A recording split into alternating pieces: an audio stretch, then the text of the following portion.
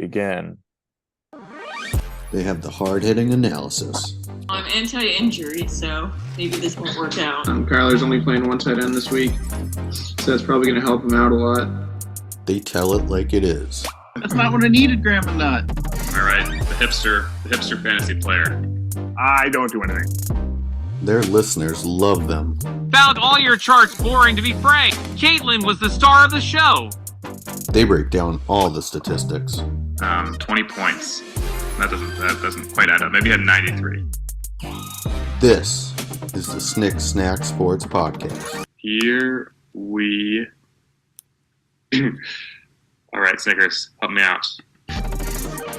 What's going on, all you playoff teams out there? Welcome to the Fantasy Football Playoffs starting just now. Raiders and Chargers. How are you doing today, Nate?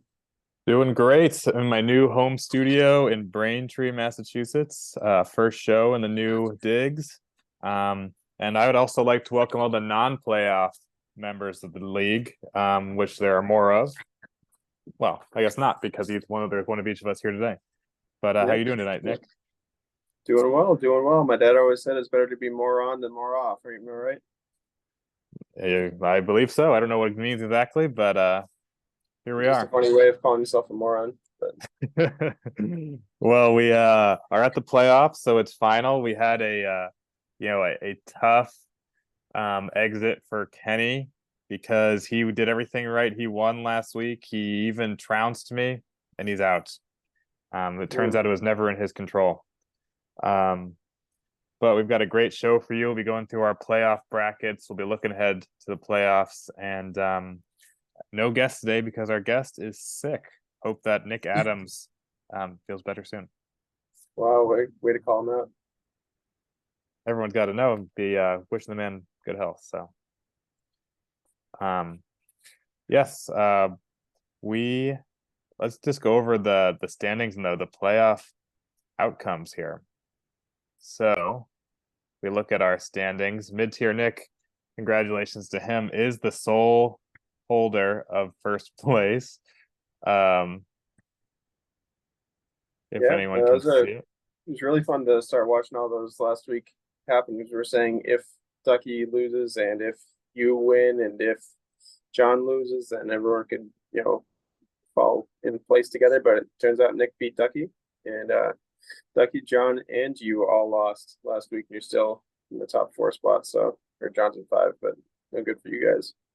Yeah, I mean, for those not following along on the Discord, there was a bit of drama regarding how tiebreakers. It turns out ESPN just is not super transparent about it unless you dig into it, like Matt eventually did. He did assume incorrectly, but I think his assumption made a lot of sense. It turns out if there's a more than two-way tie, if it is possible to break it by head-to-head, it'll still do that. It was just that in the past, it usually was not possible to break it. But in this case, the 4 of us at 9 and 5 had all played each other one time. Of that group, I beat all 3 of them. Them being Carson, Ducky, and John. John had lost to all 3 of us. Carson was 2-1 and Ducky was 1-2. So there we go. I got the second bye spot. Carson's in 3rd. Ducky in 4th, John in 5th, and then Kyle at 8 and 6 brings up the rear at 6th, and Kenny also 8 and 6 gets the short end of the stick because Kyle beat Kenny earlier in the season.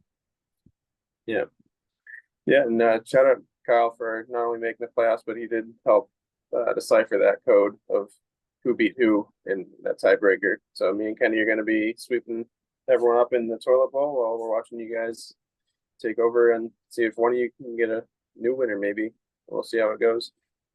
That's right. We people should not be sleeping on the toilet bowl, because not only will it be interesting to just see who can hold it together, but there are real implications for the next season. So one of those 6 people, including you, Nick, might be the 101 pick next year. Yeah. And this gets even more important given that we've had some picks traded. And so if you've given away your 3rd round pick, everyone is hoping that 3rd round pick equals a 3-1, not a 3-12. Mm-hmm. If they've received the pick, I mean. Yeah, no, that's definitely interesting. And it's even more interesting now that we know a little bit about how when to pick your seed, when to pick your, first overall pick. I think if I had picked 5, looking back on it this week, I could have ended up with Christian McCaffrey and Raheem Mostert on my team. Would have been 1-2 running back. Probably wouldn't have lost a game. So Yeah, that's I mean, instead you went with, who'd you go with Justin Jefferson, who was Justin no Jefferson, longer on your team. who's a very good player, just happened to get injured. So I mean, yeah, I made what is now clearly the wrong move in going with Austin Eckler over Christian McCaffrey, and I'm in the playoffs and Kenny isn't. So sometimes he's the one who got Christian McCaffrey. So it is funny how it works that way sometimes. yeah, absolutely. But Um, last week we had a pretty exciting bet. We're going to pick the old gun versus the new kid, Travis Kelce versus Sam Laporta. He was going to win. And unsurprisingly, the third tight end bet of the season, I've won them all, I believe. I got Travis Kelce outscored Sam Laporta. Trav got, I think, 11 points, and Sam only got like 3 or 4 points against the Bears, which is a little surprising. That was going to be a little bit closer, but I'm up 8-6 right now going into our playoff bets. that's So right. of course, we're just going to be picking the teams to move on now. If you want to talk about that a little bit more. Yeah, we have our playoff brackets, which we'll reveal in a moment. And there are 6 points on the board. There are 2 points this week for the winner of each playoff game. Next week, there'll also be 2 playoff games. That's 2 more points on the board. And then if you happen to have the foresight to pick the ultimate winner of the league, you'll get an additional 2 points. That's 6 points.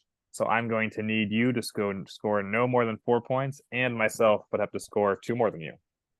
Yeah. In order to result in a tie, in which case we'd have to have a tiebreaker of some kind. Maybe the league can help us decide on that. Maybe some Candyland, we'll see. Maybe some Candylands. So yeah, let's take a look at those brackets. I'm going to unveil mine first, as you can see here in the Nate's bracket chart. We have John and Ducky heading off. I actually think that despite being a little bit of a lower points scored on the season and dealing with some injuries, I think Ducky will prevail and be playing up against Nick Adams, who I think he will also beat. I find Ducky seemed to be the strongest this year. On the Carson Kyle side, I do think, I know Kyle is supposed to be the underdog, but he's just a stronger team than Carson. I think Carson's luck is bound to run out. I admit I didn't fill this out looking in depth at matchups on their rosters and things like this, but I was impressed with Kyle's performance last week. I think he's going to play me next week. I'm going to handle him easily. The me and Ducky final will end with my victory for my second title in the history of this league. Yeah, no, you and Nick Adams both have a chance to go 2-peat here, while John got second place before, Ducky's got second place before, and Kyle and Carson are typically not much of a playoff threat. So it's a really interesting matchups this year. Yeah, the time that I actually won before was me versus Ducky as well. You're saying Ducky's never won? Ducky never won. He got second place twice. He lost to Katie the first year in the league in the finals. I see. And of course, Carson has never won. He's our newest league member. Kyle has also never won. Yeah. So let us see your bracket. Yeah. Let's look at it. We got John Ducky. I think this, out of all the matchups in the whole playoffs, this might be the tightest one. I know they both have really good teams, and John did set his lineup in this game. I know he has a couple of big players that were not playing that he had to take out, so kind of hurt the chances. But I did think that John's going to win against Ducky this week and then go against Nick Adams. And apparently we both don't think Nick Adams has a very good team, even though he has the best record in the league.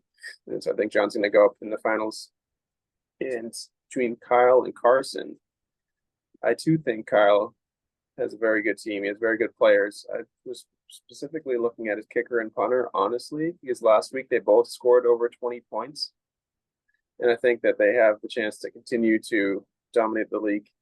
Obviously, that's the best combo in the league there. But Kyle versus you in the second week of the playoffs, it's going to be a really interesting matchup. I mean, you both have a chance. This could be a 90-86 game, or it could be 140-142 kind of thing. So I did pick you to get there just with the extra week of rest, even though I've had the bye before and lost in multiple leagues. So it's kind of tough to always go with a bye team. But you versus John going into the finals, I think if John sets his lineup, and I'd like an asterisk clause on this, if John doesn't set his lineup, obviously don't want to lose points off that.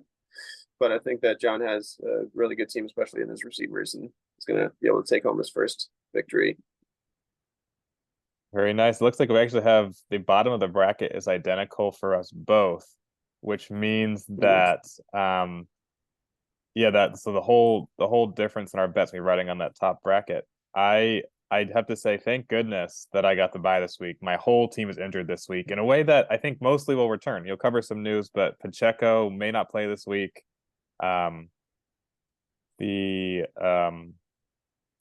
Nico Collins may not play this week, but seems to be he's going to be only out for a short while if he does miss time. People like this, who I have been relying upon, I need a week of rest out of them, and it looks like I'm going to get it. Yeah, no, came in a good time, but like you said, there are a couple injuries that happened last week that we do want to talk about. Obviously, Justin Herbert, the finger injury again, out for the season, just had surgery on Tuesday. That's really rough, and everyone's talking about getting rid of their head coach and getting rid of their quarterback and starting anew, but I don't think they're going to trade Justin Herbert there. Keenan Allen and Josh Jacobs both are not playing right now. Thursday Night Football both got injured last week. CJ Stroud, like you said, Nico Collins. CJ has a concussion. We're going to see if he is able to get back. That was part of my decision not to pick Ducky, is just in case CJ doesn't play. They'd be able to not be as good as they were before. And Isaiah Pacheco got injured. We'll see if he plays. Justin Jefferson got re-injured last week after a really, really big hit. And then Tyreek Hill went out, came in last week against the Tennessee Titans. We'll see if he comes back while the Dolphins are still fighting for the playoffs here. Yeah, no, I actually somehow missed the Justin Jefferson injury. What was the nature of his injury? He got lit up. Was it a concussion? No, it wasn't a concussion, but he had the hamstring was the main injury before, and then he's got knocked out of the game. They didn't really want to put him back in the game. They knew they could beat the Raiders 3-0. Obviously, that was the plan going in. Sarcasm. Because they did lose that game, correct? No, the Vikings won 3-0. Oh, they did. They were the winners of that mess. Yeah, it's been kind of a disaster this year with quarterbacks. I feel like some rule changes are coming in the NFL because this is, I think, 8 quarterbacks who are now had season-ending injuries. There's always some of those, but 8 feels like more than I can ever remember. But let's take a look at some of last week's games. I know that resulted in these resulted in the outcomes here. Just briefly, we have, like I previewed before, my worst game of the season actually, has somehow still got the bye out of it, and Kenny it didn't matter. So we won't take too long on this one. This was the impressive performance I was talking about from Kyle. Lamar Jackson, of course, had to be very productive for him to get 160 points. Lamar Jackson has big ups and big downs. And this Isaiah Likely, as I learned last week, a Cambridge native. A very big game. Jerome Ford continues chugging along as a solid RB2 kind of guy. Great pickup for him. And then like you said, his punter kicker combo for 45 points. I don't think I've ever seen that happen before. Yeah, I mean, if he had 2 kickers and 2 punters in his team versus you last week, he would have beat you. That's all I'm saying. Yeah. And then he's gonna have to make a tough choice between Isaiah Likely if he plays. I think there might be an injury consideration there. And T. McBee, of course, who was on bye last week. So yeah, right now he's got Trey in. But yeah, we'll see how it goes going into Sunday here. And Jalen Warren too is a little banged up. We didn't mention him, but we'll see if he's able to stick in the starting spot or if Alex Madison wants to come in and play back from his injury. Yeah, the big matchup was of course the Knicks, and it was a good one. Mid-tier Nick finally, I mean, Brock Purdy, I think, has been part of the reason he's been so good, because Brock Purdy apparently has sneakily become the MVP favorite. I started hearing that last week, and that surprised me a great deal, but yeah, it's true.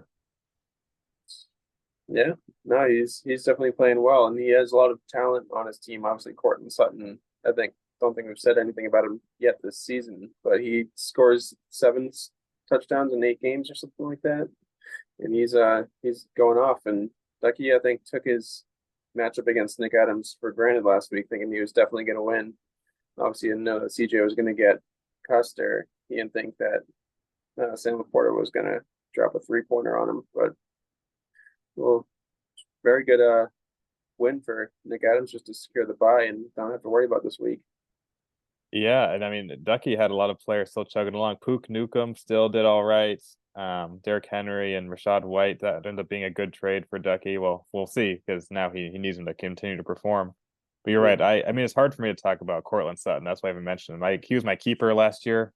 I think I played him the first 3 weeks of the year and then never took him off the bench again because he was so bad last year. I blame Russ, of course, but still, when you get burned, it's hard to go back. Yeah, I mean, speaking of Russ, John's had him in the starting lineup all year long, I believe, except for when he was on bye 1 week. And John's obviously in the playoffs at the 5th seed, but he's tied for the second best record in the league. Last week, he did have probably his worst game of the season. I think he knew that he was going to make the playoffs and didn't really push his team to motivate them to get the win here. And I had best or second best, that's probably second best week of the season on my own side. So yeah, no, a toilet bowl favorite to be sure with Justin Fields. This was another crazy stat I heard. I mean, the Bears are in playoff contention. There might even be 1 game out. It was a little unclear to me if they're 1 game or 2 games out. But either probably way, 2 games out of the division, but yeah. Out of the wild card, they might only be 1. Yeah. But so Justin Fields something to play for, including his future as a starter, and that might be enough. Raheem Mostert, of course, has been he has 18 touchdowns this year. Do you know that? I kind of believe it. He has been quietly 18 touchdowns in 13 games. And Rashee Rice kind of feels like Cortland Sutton to me, in that I don't think about him very much, but he must be at least a wide receiver 2 by now in rankings. Oh yeah, I would put some money on that too. And shout out to Kyler as well. I know he's way out of the playoffs, but he did have an amazing week last week, third highest score of the week, 144 points, and he did pretty well. Yeah, I mean, it's worth considering that he may be a toilet bowl threat as well. Certainly, it is not unknown to this league to have a last place finisher actually succeed in the toilet bowl. But now, let's look ahead to next week. That's what we really all want to hear about. As you can see, I'm a heavy favorite in my matchup. You only have 1 point, Nate. What are you talking about? I've already won. So, yeah, obviously, jokes aside, yeah, we have 2 teams on bye for the first time all season, of course.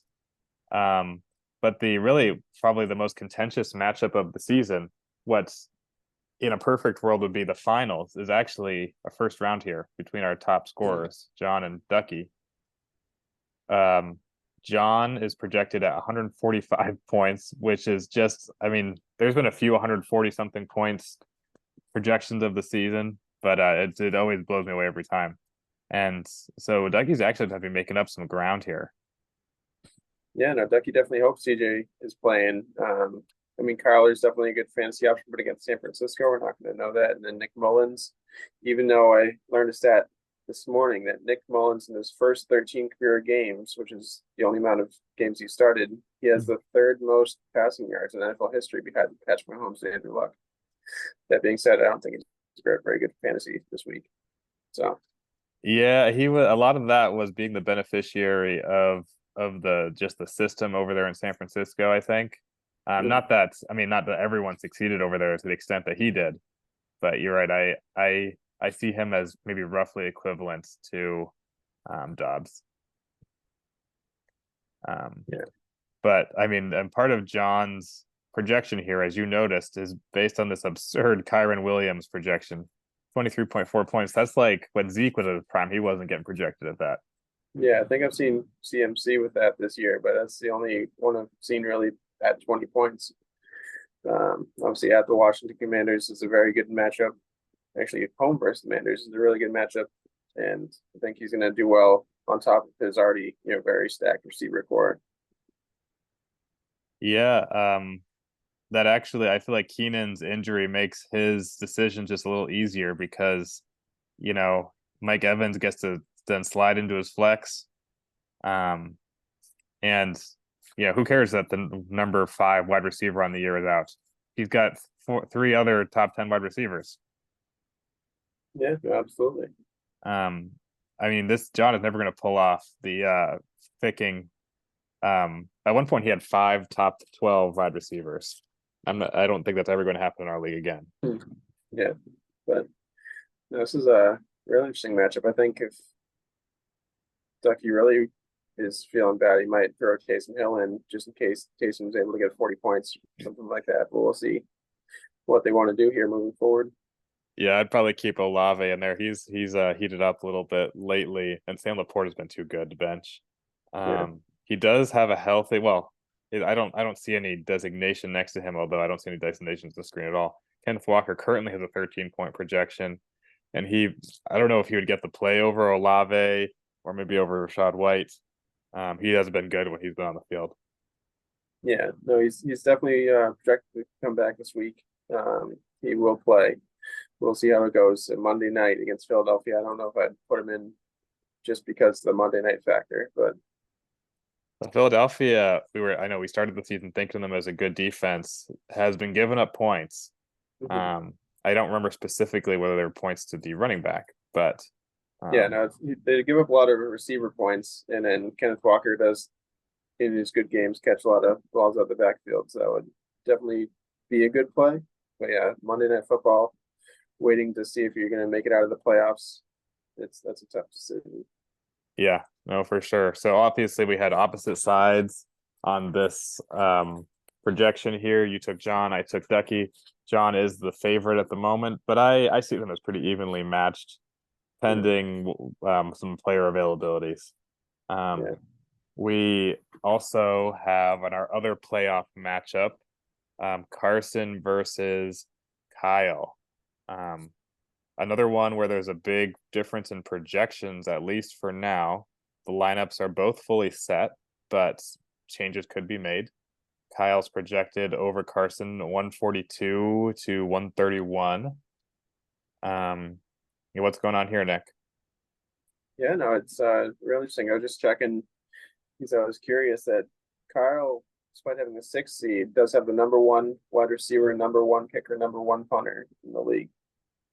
And so I think that's going to help him a lot. Obviously, I hope Justin Jefferson does well, just so that I'm not stealing a 3rd-round pick from Kyle and that he's able to move on further in the playoffs here. But Carson's been fighting all year long. I know he started off real hot, slowed down a little bit, and then won a couple games near the end. He has Dak Prescott at Buffalo this week, which could be a tough matchup. I don't know if it's going to snow or not there yet, but Dak has been lighting everyone up recently.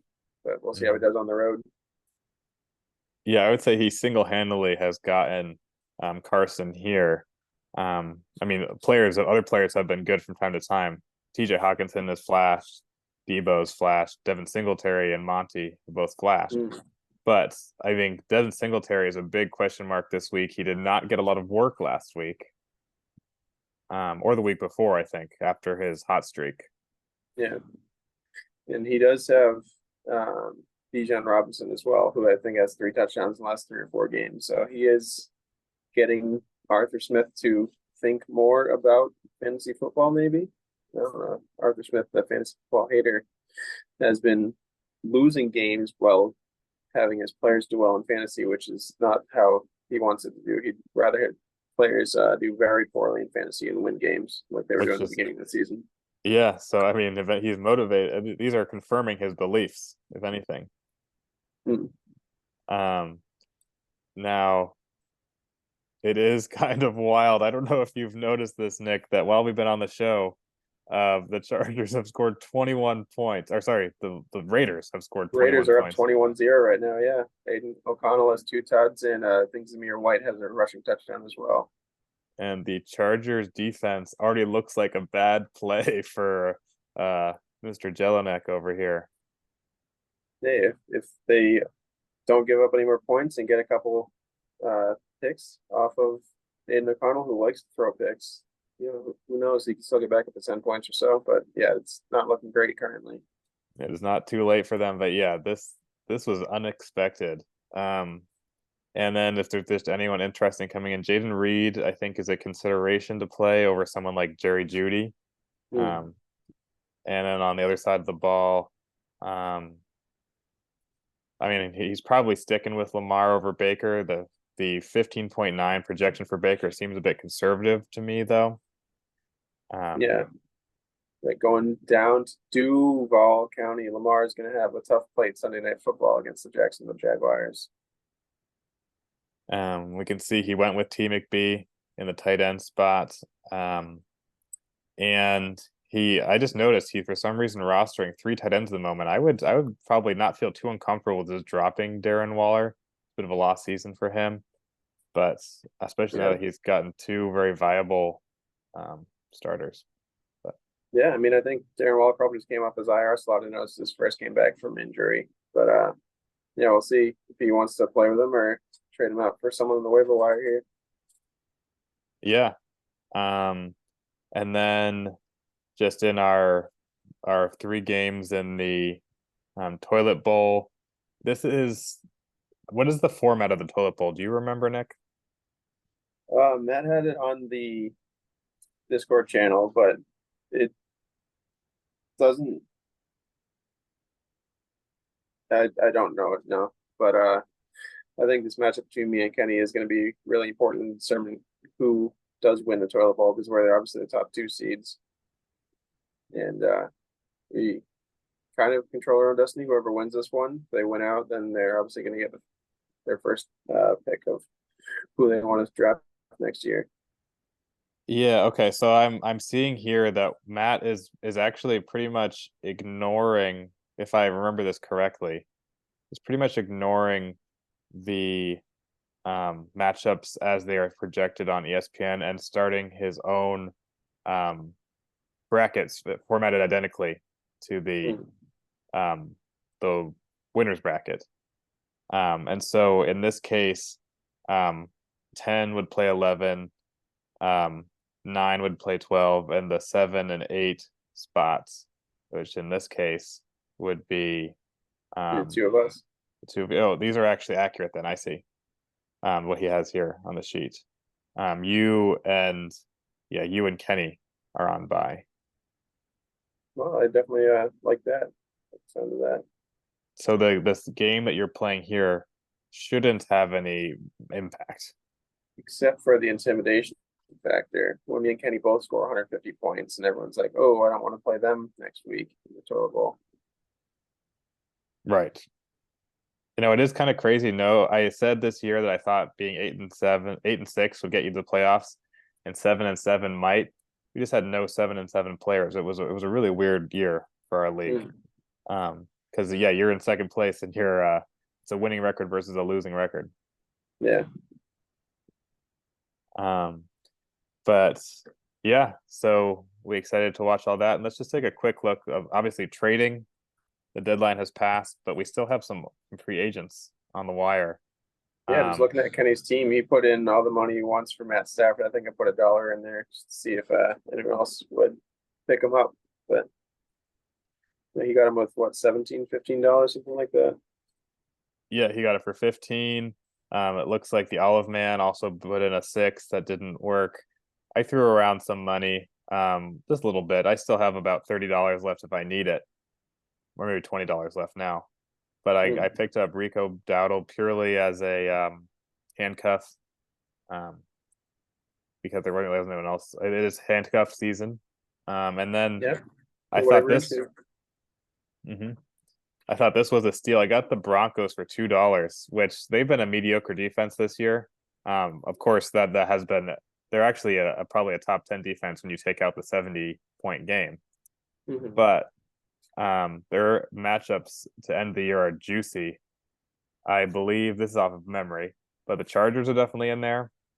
The Patriots, I think, are in there, and I think the Raiders are the other option. Now the Raiders are going off against the Chargers, but Yeah, no, they definitely have good matchups coming up this week at Detroit. Probably not the best matchup, but all the other ones, yeah, they definitely could be moving forward. And you Eh. are already moving forward this week, so you don't have to worry about that one. exactly. I did not care about this matchup, which was what this was one of the few years I had the foresight to look at. Not that I mean I've maybe never been in the buy spot actually before, but so yeah, so keep using your waivers, guys. There's some money still on the table, I know. Some more than others, but I definitely will be holding on to a little cash until I can until I need to set a trap for my opposition. Yeah, yeah.